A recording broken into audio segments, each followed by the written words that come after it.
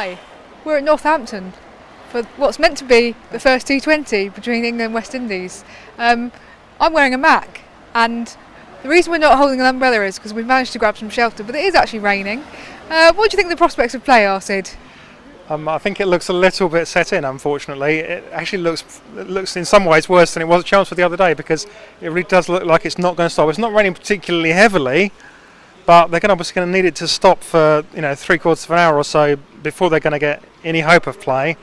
I don't think it's looking terribly optimistic, but let's pretend that there is. Let's pretend the sun is shining, Raf. Okay, hooray, the sun's shining. Right, so switching to the T20 format. England did eventually announce their squad yesterday, I believe it was, although we had kind of already established who it was based on who was and wasn't playing county cricket. Any surprises in there, Sid? Well, I suppose the inclusion of Lindsay Smith is a little bit of a different card. She hasn't played at all in ODIs yet in her career. She's played 8 T20s now, so she's played fairly consistently in the T20 format for England since she made her debut at the World 2020. Obviously, Mark Robinson sees her as a 2020 specialist. She's a bowler that can dart the ball in and keep runs down. She's perfectly capable of bowling in the power play. So, yeah, maybe a little bit of a surprise, but otherwise they've kept pretty much the same selection. Yeah, so it's out with the Smiths, in with the Smiths, which I think was a bit of a missed opportunity there, Sid, to use as a headline. But I suppose you can't win them all. And who do we think will play today? Well, my guess is it'll be a pretty vanilla team. I mean, I think that we can be fairly sure that the batting lineup's not going to change from the one that played in the first couple of ODIs.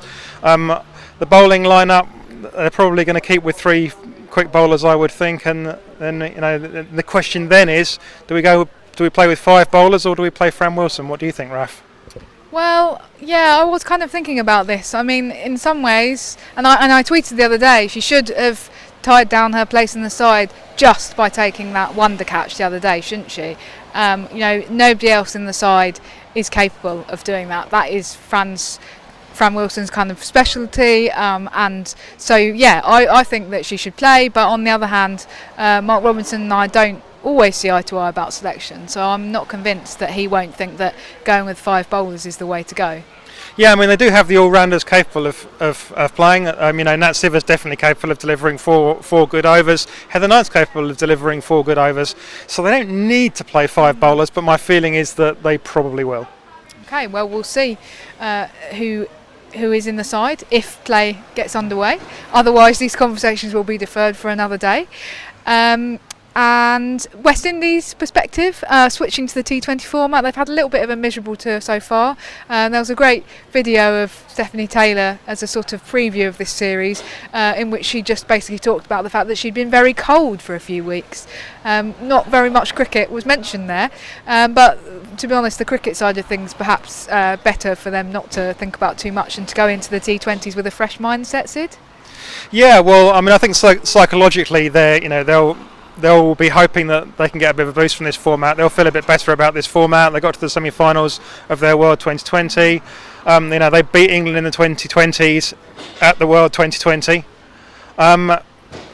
However, given that things haven't been going very well, if I was putting money on it, I wouldn't be putting it on the West Indies. England are making a big thing of this sort of unbeaten record that they've got going. I can't remember how many matches it is now, but it's a lot of matches, although they haven't lost, so they'll be keen to kind of keep that going. And I guess the other thing is that from West Indies' perspective, they're still missing Dottin. And in terms of the T20 format, she does really come into her own there. She is probably one of the best T20 players in the world, and that's kind of her specialist format. So from that perspective, it doesn't look too bright for them. Not convinced it looks too bright for anyone at the moment, to be honest. But we'll be bringing you all the action from Northampton, if there is any.